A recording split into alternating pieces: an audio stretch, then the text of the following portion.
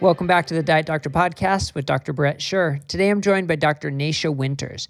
Now, Dr. Winters is a naturopathic physician and the author of The Metabolic Approach to Cancer. And if you haven't heard her story, you absolutely are in for a treat because she has a remarkable story, which you're going to hear her talk about a little bit, where starting with a diagnosis at age 19 of basically end-stage ovarian cancer. And here she is 20 plus years later, where she's transformed her life of not just being a cancer survivor, but now helping people navigate their own way through cancer diagnoses and using lifestyle, including a low-carb ketogenic diet, as well as a lot of introspection and learning about yourself and taking care of yourself and how that can help through a cancer diagnosis and treatment. In addition to using things like fasting and mistletoe and so-called alternative therapies. But here's one of the keys that I really like about Nasha, Dr. Nasha, is that she understands the importance of bridging the gap between so-called alternative therapies and conventional therapies, that we can sharpen our tools, so to speak, that chemotherapy, radiation therapy, they have their place and we can use them better in conjunction with these alternative therapies. So I think that's a really great perspective that she brings forward, but also the perspective of seeing people as a human being and improving this whole experience. And if it improves longevity, great, but most importantly, improving quality of life and improving how people live. I think you're really going to get a great perspective from her about that. And I hope you enjoy this interview with Dr. Nasha Winters.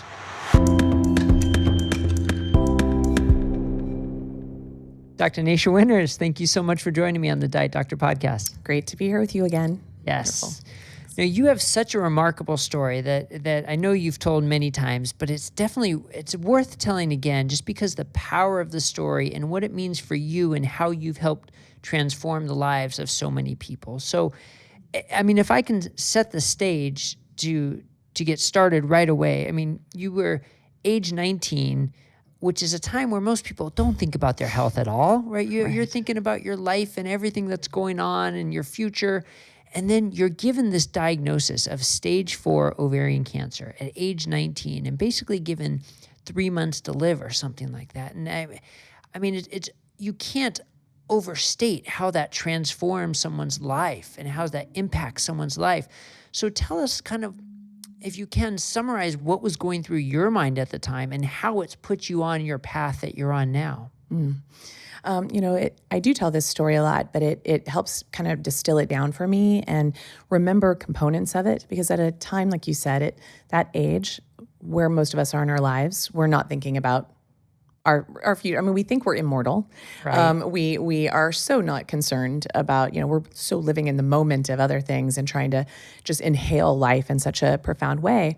But I was actually a little bit different than a lot of my peers at that time. I'd come from some pretty challenging background and was also in my first year of college, the first person in my immediate family to go to college, and a lot of burdens of financial concerns and issues and having to just take student loans out the whole bit.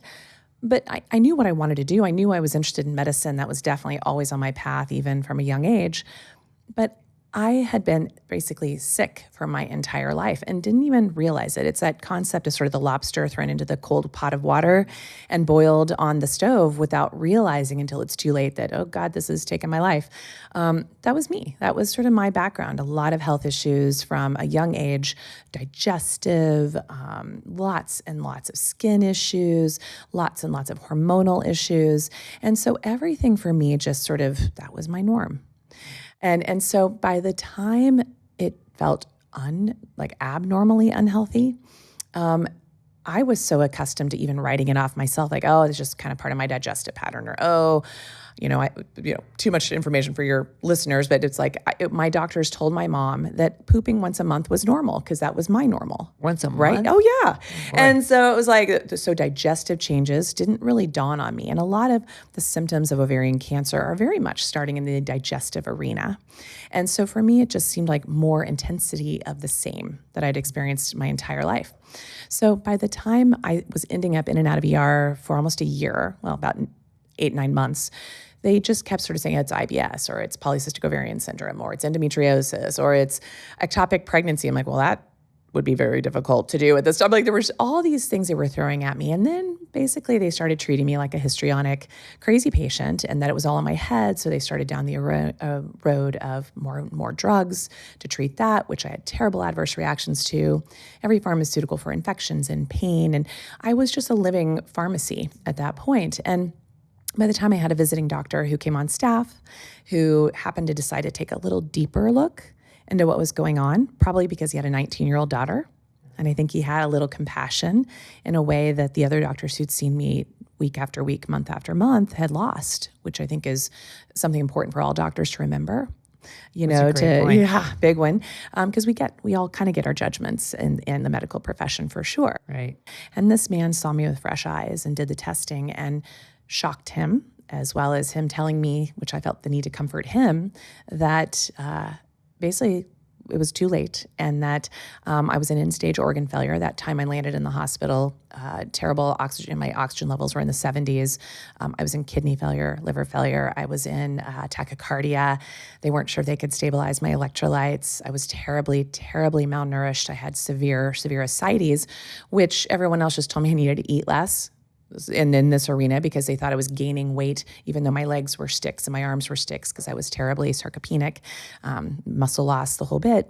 So by the time they figured out that I was actually carrying a 8-liter water baby in my abdomen, that's when they realized I had mets in my liver, peritoneal implants, lymph nodes everywhere, along with this giant mass in my right ovary. And between that, the lab tests, the pulling out the fluid, sending it for biopsy, a little local, a lot of other testing, they realized this woman is in end-stage ovarian cancer. And I was so sick, and with my organ failure, they basically said one treatment will kill you in an instant. So if we treated you now, you'll die this week. If you wait, you'll be dead in 3 months. So those were my choices. And sometimes when we're given no way, we find ways. Yeah, so with that type of presentation and the way it was presented to you, how many people would just roll over and give up and say, that's it? But that certainly wasn't you, right? Yeah. Well, and I will tell you, and I've said this in some other interviews I've done, I was at a time in my life when I really didn't want to be here. Yeah. In fact, I'd tried to take my life several years before and was just in this place where the moment that I was told that I was going to die was a wake-up call. Wow. And it lit a pilot light in me that was like, oh, if they're telling you can't it be done, my stubborn gene for sure kicked in. And I basically set out to change that. Now, I honestly didn't think I was going to save my life, but I thought I would at least learn everything I could in the process and learn from the disease process itself. Like, what message was it trying to tell me? I had some weird, sort of instinct about that at such a young age to know that this held a lot of good information. That's amazing because that's such a hard concept to grasp. Like, what does cancer teach you?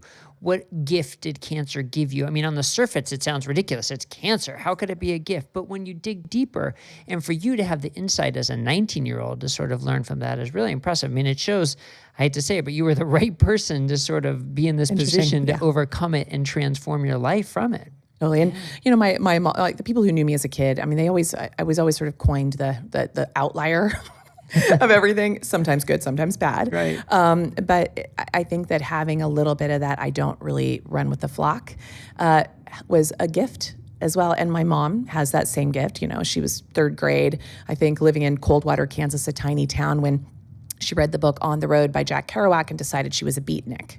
And her library in the town burned the book, It was like, oh. So I think that was infused in my own epigenetics of women overcoming. My grandmother lost her husband, when my mom was 7, in a gun accident, and all kinds of crazy situations that these women in my lineage had overcome. So I was no different than that. Yeah, that's fascinating that there was in your genetics, so to speak. Totally. And we learned a lot about that. We've had a lot of interesting studies that trauma or past issues in previous generations will change your epigenetic expression.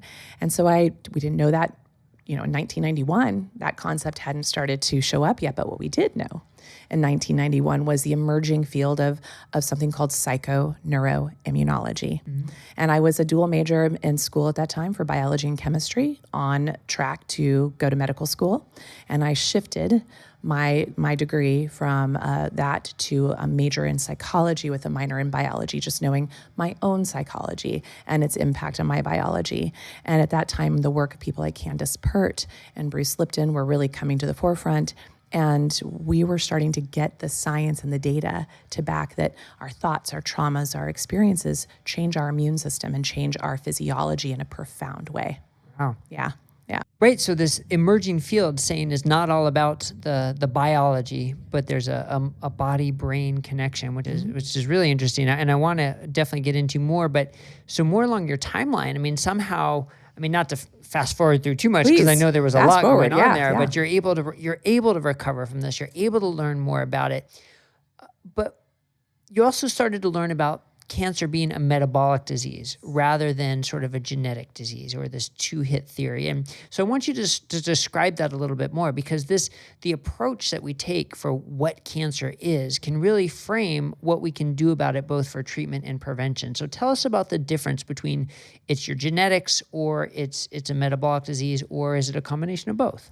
So I really appreciate that question, because there are two camps now. We have the somatic camp, which are the folks that are saying that it's just a Russian roulette game, it's just bad luck. If you get a disease process like cancer, it's just, there's nothing you can do. You're a sitting duck. That's a very bleak way to be on this planet, in my personal opinion. It's also, the science is showing that that's not true, despite this particular group out of Harvard still trying to publish papers saying something different this many years later, into as recent as 2017. So, down the hallway of the same institution is a group of people really pushing the concept of this metabolic cause. So things happening down at our energy processing plant level of our body, which is our mitochondria. A lot of people remember that as our mighty mitochondria from 6th grade biology class. But that's where sort of the magic happens. That is actually when we talk about things like the fountain of youth, there's not an exogenous outside of us pill or potion to change this. It's an internal process that happens at the cellular energy level at our mitochondria. And really, our mitochondria are our fountain of youth. They are the longevity mecca of how to change this. So to kind of take that a little bit further, you have one camp that says it's genes, it's predetermined, there's nothing you can do about it. You have this other camp saying, hey, and actually the other camp says genes have nothing to do with it. It's just the metabolic powerhouse process. And yet I'm a believer that we have the genes that can load the gun, but it's our choices, our day-to-day diet, lifestyle choices that impact the health and behavior of those mitochondria that pull the trigger. Yeah, I think that's a great way to say it, because when you're in one camp or the other, dismissing the other camp, you can't completely dismiss the fact that there are genetic variations that happen that make cancer much more likely, but not everybody with those mutations get the cancer. So there's clearly something else influencing it. But also it's interesting, the genetic explanation for cancer says it's not your fault, right? Which is nice for people to hear. Whereas on the one hand, the metabolic explanation, in a way, almost says it's your fault, which is kind of a hard discussion to have, isn't it? And that's really, in fact, when I have had this conversation, I'm very mindful of that, because I knew at that young age, at 19, I knew that I came from a long line of trauma. Well, to keep it simple, I knew that I had come from something known as the ACE score, which is Adverse Childhood Event Score, because I was a psychology major as well. We started to learn that these 10 questions on this ACE score questionnaire that any of your listeners can download online and take the questionnaire themselves. For these 10 questions, for any yes you have, these are 10 questions regarding your experience in life before the age of 18. Mm-hmm. And for every yes you have, you increase your risk of chronic illness and cancer in your adulthood by 10%. So let's say you have 4 out of the 10 yeses, and that means you have a 40% higher likelihood of having cancer or some type of major chronic illness in your adulthood over people who didn't, who had a 0. All right. So just to give a reference, I had 10 out of 10. Of course. So there was something that made me say, I also came to this world experiencing things that I didn't have a choice around, that weren't my day-to-day decisions. They were decisions of other people around me and other situations around me. And I also knew, just like you said in a moment, what made you decide to fight and change it versus just be a victim to it. I had also seen the victimhood card in my family of origin a lot, and I knew I never would fit that mold. And so I was like, well, what can I do? That's what led me on this now almost 28-year journey of what is in my power? What is in my control? And there are things that I still learn today that I can improve upon. And so to me, it's a learning process. Once you know something, then it frankly is your fault. Yeah. And that sounds harsh. But when we know each time you take a cigarette puff that you are taking, 7 seconds off your life, and that you change all your glutathione status, and you absolutely wipe out your antioxidants, and you lower your immune function, and you increase all these inflammatory cytokines, you know that the data is out there, and yet people still do it. Yes, it's an addiction, but you can get help with addictions.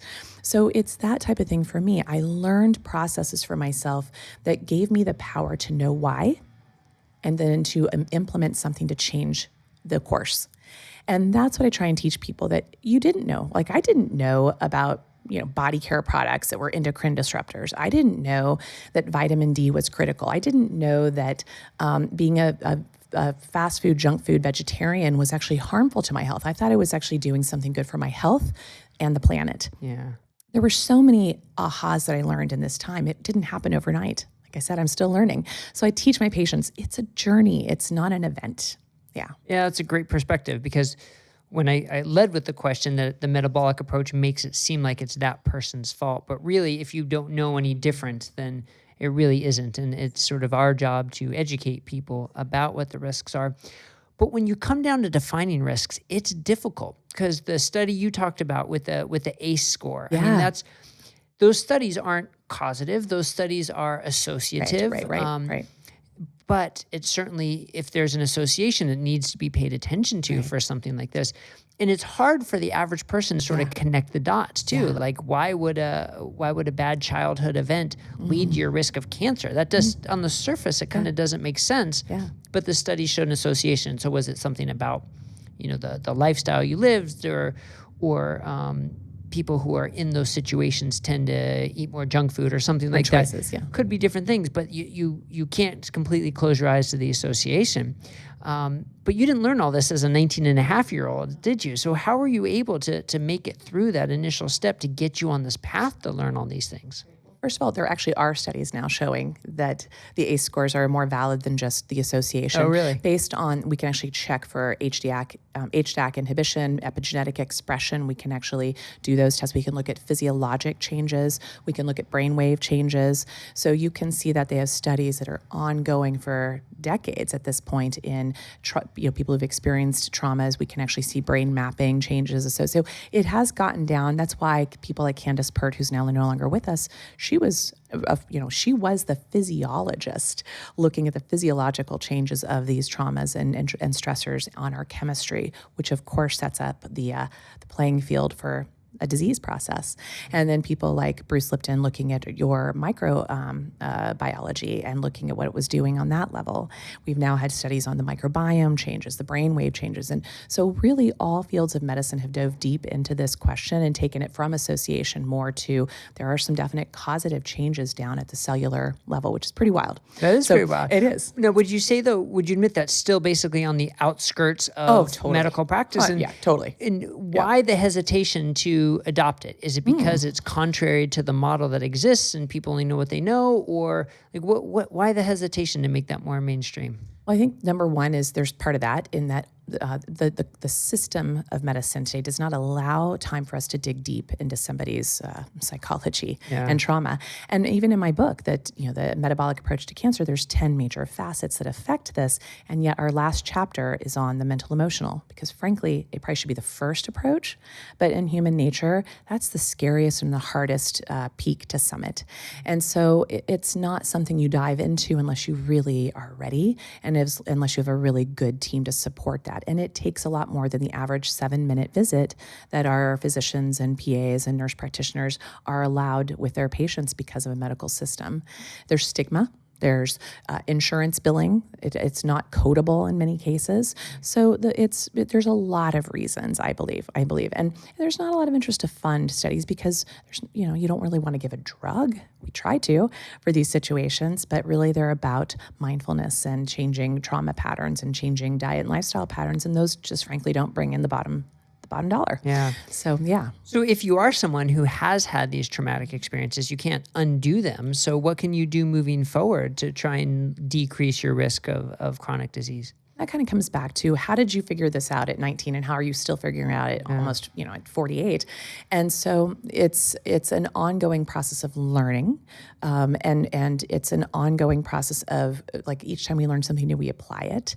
And I wish I'd had me 20 some years ago, because this would have been a much faster process of how we can test, assess, and address someone in the moment that they're in. Yeah. And it is little digestible pieces at a time of knowing, hey, this affected me. This is the gene. This is like the loaded gun we talked about of that's my life experience and I can't change that, but I can change how I react to it, respond to it, and how I move forward from this moment. And those are things that can happen at the cellular level from your dietary choices, from who you associate with, from the emotional support you get in whether it's through your faith or through counseling or through psychedelic experiences, whatever may change that sort of neural network and life experience for you inside to have a different perception and observation of the world around you, which will align you with making different choices. Because your point was beautiful earlier when you said, well, kind of the chicken or the egg, the nature-nurture concept of are these folks sicker because of choices they continue to make because of that trauma? And it's true, we kind of get stuck in a rut. Yeah. And these types of things we're learning now, we can basically help people build new pathways. Yeah, it's fascinating. It is, yeah. Yeah, and fascinating and sometimes difficult to wrap your head around. Totally. But the other side of this metabolic approach to cancer seems like a lot easier to understand when you're talking about glucose and insulin and cancer growth. So tell us about that, what we've learned about that. What I love about it is that's often where I start with people because it's very tangible. Right. They can see it, they can feel it. And the cool thing is the side effect of that is that it is changing neural pathways. It is changing BDNF in the brain, which is a brain-derived neurofactor. It is changing dopamine response, which is there's only two things that make you feel good in the world, which is serotonin and dopamine. So it changes that balance and expression. It upregulates genetics that make you more resilient and more robust. It changes your immune system function. So even if they're starting on the more tangible, it is impacting a lot of the intangible simultaneously. And then people start to feel more ready to go there in the future at their own pace. So with that, the metabolic changes are huge. What we're finding in all chronic illness today, although I look at cancer, it could be autism, cardiovascular disease, diabetes, they're all the same, sprouting from the same broken metabolic fuel choice system. And as you've heard me say before in our previous conversations and throughout the book, up until about 1850, we were all quote unquote low carb. Right? About 30% of our calories came from carbohydrates. And we worked very hard to get hold of those carbohydrates and ingest those carbohydrates. Today, it's 70 to 80% on average. And we don't have to work very hard to get them. We don't. I mean, I love that the movie, LA Stories, where they get in the car and drive two houses down to their neighbors. That's what we do today. Yeah, right. Yeah. So we have changed that energy system, energy out, energy in, as well as the type of sort of carriers those energy systems are in. So when we're bathing the body with GMOs and glyphosate and things like that have never been exposed to the human condition before, that sort of adds insult to injury. That sort of speeds up this process that didn't exist 50 years ago, 100 years ago, 200 years ago. Yeah. And it's a fascinating field because when we talk about do refined carbs and high sugars, do they cause cancer? Does this type of eating pattern and lifestyle cause cancer? There's sort of there's a thought process behind it, and then there's an evidence base, and they don't always agree. I mean, the evidence isn't strong necessarily that it does, but we have some evidence that insulin is a growth factor for breast cancer cells. Makes sense. That cancer cells need glucose for fuel. They can't burn fatty acids for fuel as a general statement. So all these things sort of make sense that anything that's going to increase your glucose and increase your insulin can increase your risk of cancer. But that's still functioning a little bit outside of our current scientific consensus. So when you've made your career and your life helping people in this field. How do you, what am I getting at? How do you regulate or recognize in yourself sort of that difference between what you're recommending and what scientific consensus says is proven? Right. Well, first of all, back at my diagnosis, I was in a very small 4-year liberal arts school that didn't have a fancy library and didn't have all the newest textbooks. Right. That was a present for me because one of the first books I found after my diagnosis was a book by Otto Warburg. Right. And a lot of the research of his time, which was about the metabolic and the fuel sources for cancer cells. And this is back in 1991. Our dietary recommendations were hardcore into the low fat, high sugar, high carbohydrate, don't eat protein, don't eat, it was just, eggs will kill you, salt is bad. I mean, we were really hitting our stride with that ideology. Right. So me as a vegetarian for several years prior to my diagnosis, actually, of course, vegetarianism has a spectrum, just like ketogenic has a spectrum, right? So I was the iceberg lettuce, Vlasic pickle, Wonder Bread, Miracle Whip. That was my sandwich every day. Yeah. Right? There is no food in that mix at all. And so, but you can do all of these things healthfully or non-healthfully. And I was clearly on that end of the spectrum. But what we started to learn in the research over all these years is that you're right. There are some studies showing, hey, there could be a possibility that sugar causes this, but I'm not even of the belief system of that. What I've learned, and I'm actually going to be speaking on later today a little bit, is food is tied to a lot of emotions, a lot of traditions, a lot of cultural things, and many times under duress, we don't reach for what we need that is the best for us. We reach for what is going to get us through. Yeah. It's a coping mechanism. So there's a lot of emotion attached to it. We have a lot of self-comfort from the food choices we make. And frankly, carbohydrates are the balm in pretty stressful, intense times. Yeah. That's what we tend to reach towards. It's not like, I want a really comforting bowl of broccoli. That's not where we're going in those moments. Yeah.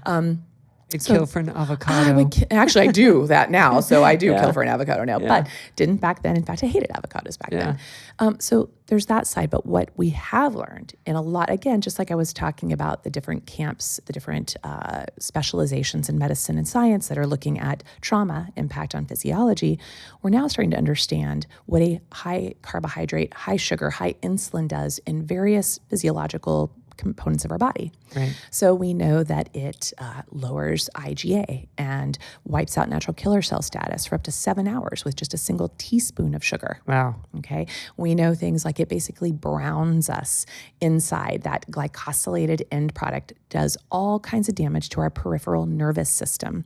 So when people start to get that shuffle and don't feel the bottom of their feet or get tingling in their hands and feet, that is sugar destroying your nerve endings. And basically frying them like butter, like browning butter in a pan. Yeah. Okay. But it's more like browning sugar versus the butter side of things.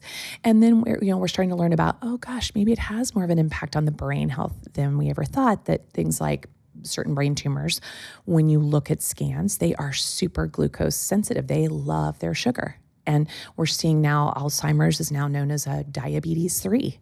So we're starting to look, and again, like all these little islands are having their own experiences, but now because of people like you and Diet Doctor and all these other things, we're talking to each other and we're showing up at conferences like Low Carb and other places to start to realize, wow, that person talking about Alzheimer's, that really matches what I'm seeing in the cardio world or the diabetes or the obesity or the autism or the cancer world. Funny how it's all interrelated. It's 100%. And to me, I come and hear my colleagues speaking in cardiology to learn how to take care of patients with cancer. Yeah. It's huge. And I think that in some ways that makes our jobs much easier. Yeah. Much easier than it was 5 years ago, 10 years ago, for sure. When what we're talking about is giving people the best chance for a healthy life. And that encompasses diabetes and heart disease and neurologic disease and cancer. It's not that it's going to give you or prevent you from getting it, but it's giving you the best chance to live a healthy life, right? And typically if we are choosing certain foods, they're changing our thought process. They're changing our physiology, our endocrine, hormones. They're changing our neurotransmitters, which will often equate to changes in how you feel. Right. and what you think and how you perceive.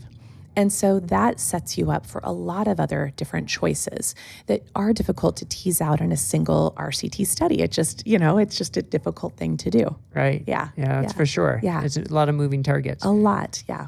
Which brings up the treatment of cancer, Yeah. right? So you can look at it in a couple of different ways, because there are some people out there on the internet who say chemotherapy is poison and awful. You shouldn't use it. Radiation therapy just kills people, and we should all just go on a ketogenic diet. But that's dangerous. That's dangerous, right? Yeah. But instead, that's what I've liked so much about your message, is that you try and bridge the gap between traditional cancer therapy, which in many ways is miraculously curative, and in other ways is a little less effective, but trying to find ways with your lifestyle to make it more effective. So tell me about that a little bit more. And it's one of my missions is to fill in that chasm, build that bridge, because the more I hear on the only standard of care side creates a lot of problems, and the more I hear on just the alternative or the integrative side causes a lot of problems. The way we use standard of care can be drastically improved upon, because we haven't seen any major changes in 50 years. Right. Okay. So it's not to say, it's like, we have this tool, let's tweak it. Let's see how we can make it better. And that is precisely where something like a ketogenic diet comes in, or some of the other therapies that I promote in what I've learned over the time. So let's use radiation as an example.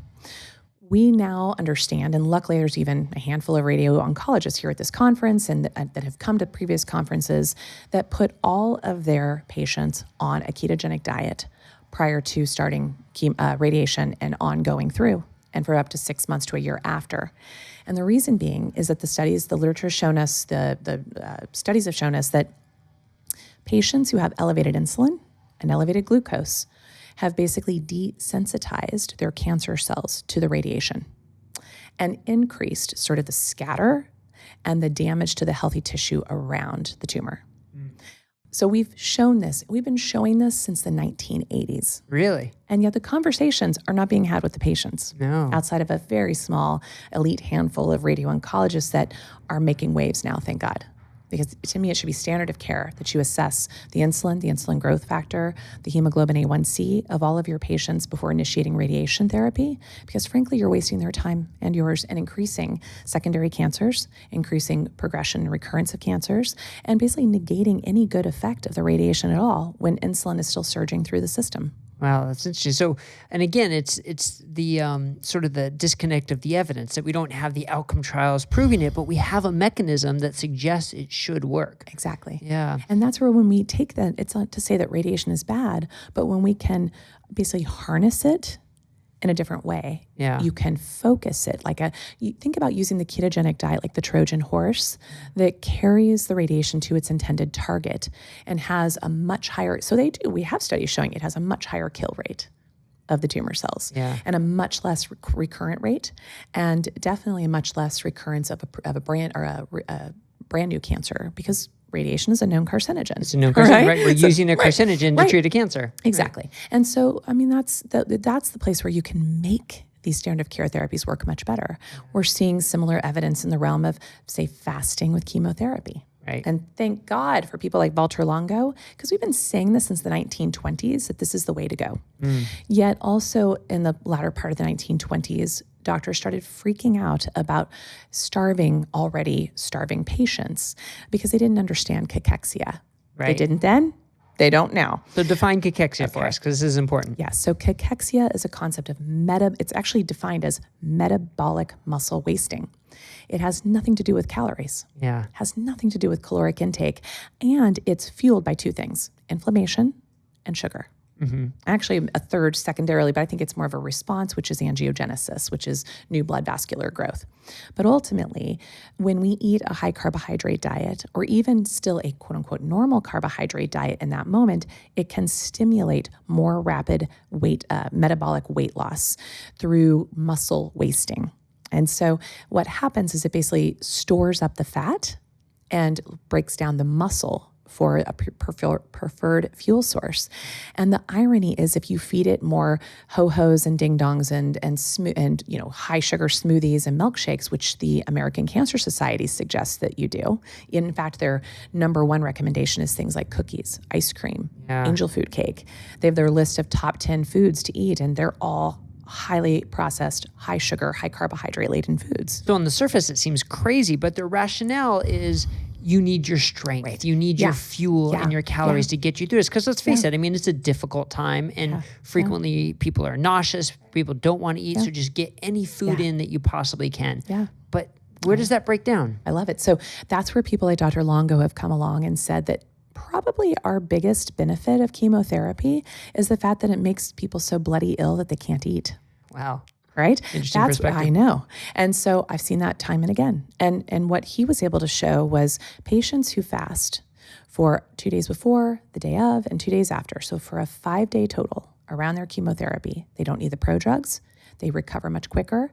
Yes, they'll lose some weight in the process of that 5 days, but they bounce right back and stabilize better than the patients who just keep on keeping on. And they also have better response to the tumor burden. The tumor burden is reduced even faster in that population. And the patients feel better. And I've had the pleasure of working with thousands of patients who've done it kind of what I call the Walter Longo way, and the normal, quote unquote normal, which is highly abnormal way. And I'm here to tell you that the patients know the difference immediately. The idea of fasting with their chemo terrifies them, mainly because of the terrible misinformation and mythology that their nutritionists at the oncology office and their oncologist is telling them.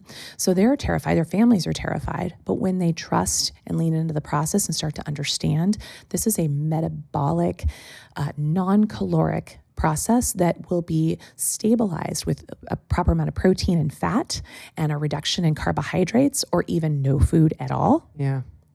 Totally shifts it for them. And when they live it and feel it and experience it, that's when they won't go back. And then they say, can I keep doing 3 to 5 day fasts every month?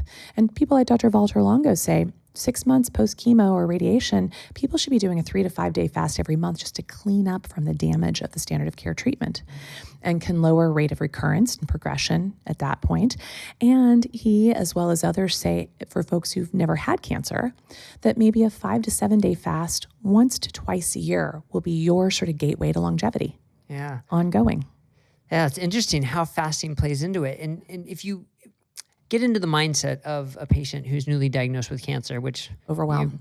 You're overwhelmed. You're scared. You don't know what to do. You don't know who to trust. And if your you sort of have to put your faith in the medical system and the doctor you're seeing. And if your doctor says fasting's crazy, and on the other hand, you read something that it's wonderful, it's just more confusion and make you more overwhelmed. So what kind of advice can you give to people about how to sort of sift their way through the madness? Good. Well, first of all, I always remind them, I ask them to ask their doctor, how much nutrition did you have in school? And I even spoke to a huge group of neurologists recently at a big annual international conference on brain tumors and ketogenic diet. And basically I asked all of them, how many of you use the ketogenic diet with your patients? Not a single one raised their hand. How many of you have patients asking about it? Probably 50% raised their hand. How many of you have ever tried or utilized a ketogenic diet? One person raised their hand. And I said, how many of you had education on nutrition in medical school? Not a single person raised their hand. This was 175 people. 25% or less medical schools even offer an elective course in nutrition. So just like you shouldn't ask me for mechanical advice on how to fix your car, please do not ask a physician their nutritional advice, period. Or an RD, unless the RD nutritionist has gone on to do more education, because they're trained by an industry they're trained basically by big pharma. And so they're not in a therapeutic state. So that's number one. That's what I tell patients right away. I'm a little bit out there with that, but I can, after this many years with tens of thousands of patients under my belt, I feel a little bit confident to do that. Number two, I remind patients that this is the biggest challenge of cancer is the diagnosis. That is the medical emergency, because the way you respond and react to it may be what plays the biggest role in your outcome. Okay. And so there are a few, yes, there are teeny percentages, probably 0.1% that actually have a medical emergency that need to actually do something immediately, right? Surgery, radiation, et cetera. Most of us can take a moment. Okay. It took 7 to 10 years for that cancer to be big enough for you to even know it was there. Doesn't happen overnight. So you can take an extra 7 to 10 days or 7 to 10 weeks to decide your next course. And when you do that, you start to find that there's a lot more information out there available to you that your doctors just simply don't have the time, the energy, or the desire to learn about. Their schedules are crazy. I have extreme compassion for the medical community. It's a system now that's very broken. Yeah. Not the doctors' hearts or belief systems, but the system really doesn't allow it. So that's number two. So I bring compassion for the practitioners as well. I encourage the patients I give them a few handfuls of literature, especially a lot of Dr. Longo's work. So they start to educate themselves about that. I have them really read up on cachexia to understand that. I educate the family on this to say, you can give your loved ones, everyone wants to do a food train. You can give them recipes. You can give them ideas on, here's my food list. These are the things I can eat, because everyone wants to help. And we do that through the love of food. And so you can give them guidance. You don't have to eat Aunt Betty's, angel food cake. You can have her ketofy it. Give her Maria Emmerich's cookbook, for crying out loud, right? That's a great idea. I didn't think about that, because so many people want to rush out and help. And how are they going to help? They're going to bring the lasagna over. They're going to bring the cookies over. And we can upgrade them. Yeah. Interesting. So you can do, and the cool thing is when you do that, you start to hit the masses, because they start to think about, well, why can't they eat the angel food cake? Yeah. And it starts to trickle into their homes. In fact, a really crazy story, I just flew back from Greece from a 10-day retreat for myself. And I love the Blue Zone Mediterranean diet of longevity and whatnot, which is a whole nother topic. But when I was coming through security, my name kept being called over and over. And I thought, oh gosh, am I getting my flight canceled? What's going on? I have to go through secondary. They've probably called me 10 times now, and I'm working my way towards it, but it's just taking forever. I get up to the front of the line. Sure, they're going to tell me I don't have a flight. And what they tell me, they're like, are you the author? And I'm like, what's going on here? I'm in Athens, for crying out loud. I'm like, I don't know what's happening. They're like, the pilot, he and his wife have both had cancer, got your book, read your book, applied your book, and said you have changed his life. Wow. Which makes me want to cry right now, because it was just a shift in their understanding and their consciousness, because all the advice they'd been given, they knew it didn't quite resonate, but that's all they were given, was this one perspective. So somehow they stumbled upon my book, read it, and changed everything. Both of them are doing awesome. He upgraded me to first class. I have never even ridden business class on an airplane. So an international flight, my biggest challenge was having them help me deal with all the technology in my little booth, because I didn't know what to do with anything. That's fantastic. But the point is that once we know, we can make different choices. And that's what my life 28-year journey has been, of learning how can we sort of biohack and make standard of care better. And how can we have better outcomes and better quality of life? And then have people not so afraid of the chemo or the radiation, because they realize I can make the outcomes much better with this. I can have a much more comfortable experience. And when you talk to my patients who've done standard of care before ever meeting me, who had a recurrence, which 70% will, per the American Cancer Society statistics, that then say, okay, I did it their way the first time, I'm gonna do it different. Right. Some people will pendulum all the way to the other side, which can be just as dangerous. So I love it when people kind of find me in the in-between pendulum of saying, how can I enhance this? And they'll say, I can't even believe how different I felt through chemo, through radiation, how much more energy. People told me all the time, I look better. They can't believe I have cancer. We can do this so much better. Yeah. Yeah. I think that's a great perspective about sharpening the tools, using the tools for a more focused way. But I mean, we have to be honest. Not everybody's going to have the response you had. Not everybody's going to have this positive outcome. And that's when I think it falls back on what you just said, how people feel through the process, because that's important too. A cure is the goal. Increasing lifespan is certainly a goal with cancer, but so is increasing just the quality of life as you're going through this process, knowing that not everybody's going to have the outcome. So how do you educate people about that and kind of deal with that as a person who's been through this and helping your patients get through it? Well, I mean, first of all, none of us are getting out of here alive. Yeah. Okay. So one of the gifts of cancer is you might have your days numbered. And so in that, it changes, it distills things and creates such a clarity and laser sharp focus of, okay, if I only have this much time, what am I going to do with it? For many people. For other people, it paralyzes them and they really fall through the cracks and become the statistic of, hey, you're dead in 3 months, and to the day they're dead in 3 months. But there's a large number that actually kind of wake up, right? And say, how am I going to live differently? that alone can make such a change. I mean, in fact, purpose, they're doing a lot of studies on purpose. People with a purpose have much longer, have better prognosis and longer survival rates versus people who are like, ugh, I'm a sitting duck, I'm dead, right? So there's that side. The other side is that none of us know what our real time is on this planet. None of us actually have an expiration date, around us. So I always remind the patient of that. I'm like, so how can we enhance that? How can we do the best with this? And then the other side of it is that in every patient I've ever asked who were given very grim diagnoses and had very poor prognosis, even when I did my assessment, I'm like, we're imminent. It's coming. Every single person will tell me, and many studies have been done on just quality of life questionnaires, people will always choose quality over quantity, always. And so if people are like, if I get 2 more months because of this targeted therapy drug that will destroy my quality of life, I choose quality. I hear that 9 times, maybe 9.9 times out of 10. Do you think not enough people are having that discussion though? That's just it. Yeah. And that's what I have a question, like basically these are the questions to take to your doctor. Because your doctors, I don't know how they do it. I don't know how they give the news of something that it can be so tragic. And yet you can deliver it in a way. The delivery is everything. Yeah. Right? So like when I was given my message of, hey, you're dead, it was through a man bawling his eyes out with a 19, knowing that he related because he had a daughter my age. Right? And then when I went to the oncologist after that official diagnosis, they basically said, I can't probably say that, but you're in trouble. You're effed. We'll just say that. Right. And Family that was friendly. right. That was the essence of the message. And there was no hope. And there was almost like, I understand now because this doctor and I have become friends again. Oh, really? All these years later. And this doctor's experience said, knowing me over all these years has changed their experience. Yeah, I bet. And so the way it shifted because they had made up their mind and their thought process affected mine, but it woke me up, it would kill others.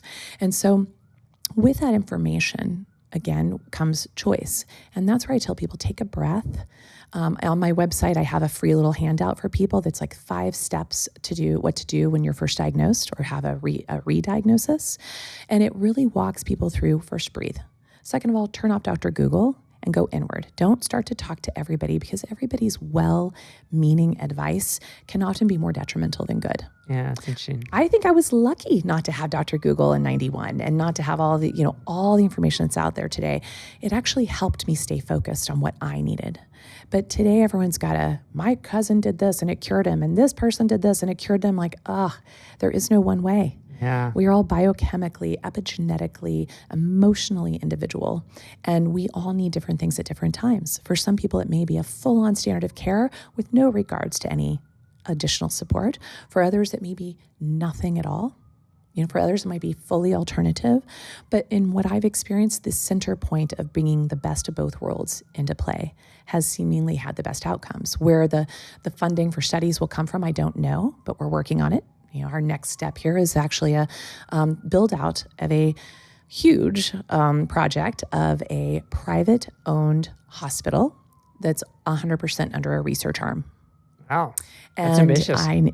Small little things on my side. That's what I do. Apparently, I was given 28 bonus years, so I'm going to use them wisely to keep on going. That's amazing. Because we have to do the studies to say, okay, we now know this person's epigenetics. We know their tissue typing. We know the disease, like the typical standard prognosis and statistics of their disease type.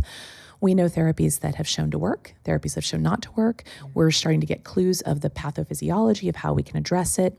So let's weave it all together and start to collect all these important data points in a huge, artificial intelligence network system that starts to say, hey, you add radiation with ketogenic and hyperbaric, you get this outcome. You add mistletoe to this immune therapy to lower all of the side effects of 80% of the time that these immune therapies will create, you get a whole nother outcome. You start to bring in mindfulness or meditation or fasting into these things. You start to get even different outcomes. And so that's what I'm excited about, that the future of medicine in the next 50 years is very hopeful. That sounds incredible. I'm getting chills just hearing you say that. I mean, and I wish you success because everybody needs it. I mean, how many people are going to benefit from that? Which really talks about your transition as a practitioner, which I want to bring up because you have helped thousands of patients, worked with thousands of people individually. And now it seems like you've transitioned to helping the other practitioners. The old saying, you can help one patient one-on-one, but you help one practitioner, and you've already helped thousands of patients. So tell me about that shift, both how it happened in you internally and kind of what you're experiencing. Well, I did have the experience of the one-on-one for many years in private practice. And then the demand became so large that I started to host retreats. Yeah. And I'd have 20 or 30 people that I could say the message to at once versus one. And then the book came out. And then that was sort of the encapsulation of my message over 25 years that I collected at that point that was helpful to kind of give people the groundwork. And then I pulled out of practice so I could focus on the book and focus on just learning for myself because there's so much happening in the field of oncology today that I needed to keep my own tool set sharpened and prepared and to keep learning.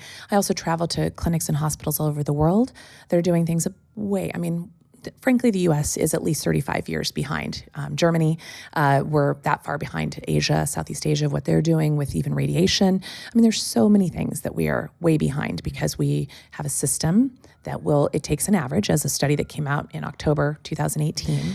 So a study that came out in October 2018 shows that the typical time it takes from information we're interested in studying, whatever that may be, or even biotech devices, medical technologies, from the moment it leaves the bench to reach the bedside, to reach basically the citizens out there, the people waiting and literally dying while they're waiting, is an average of 17 years. Wow.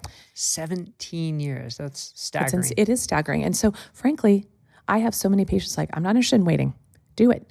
And so thanks to some bills that came through in the last couple of years, like the Right to Try Act, so for people who are stage 4, who've exhausted all their standard of care options, are now basically being said, go ahead and try the hyperbaric oxygen. So basically, while these patients are waiting for the data, a lot of them now, that's part of what this hospital is going to be. We're going to be working the bench to the bedside, but we're also going to be working the bedside to the bench. Right. Because we've already been doing that empirically for thousands of years.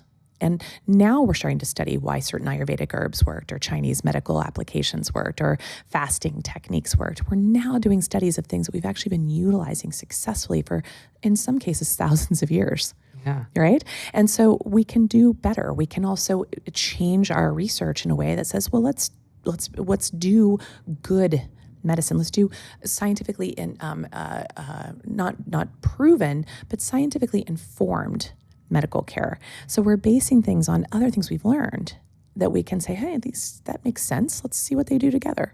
So that's where we're moving with this piece. And I want to make sure I'm getting back to specifically where we were going with this question before a little siren interruption. But ultimately, people need help now, and there's ways we can do it better, and there's ways that patients can do much of this on their own at home.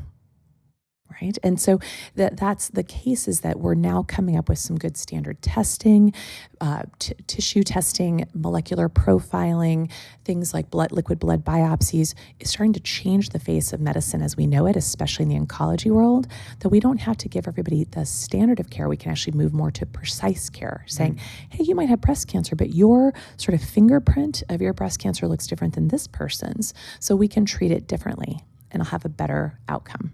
Yeah. Yeah.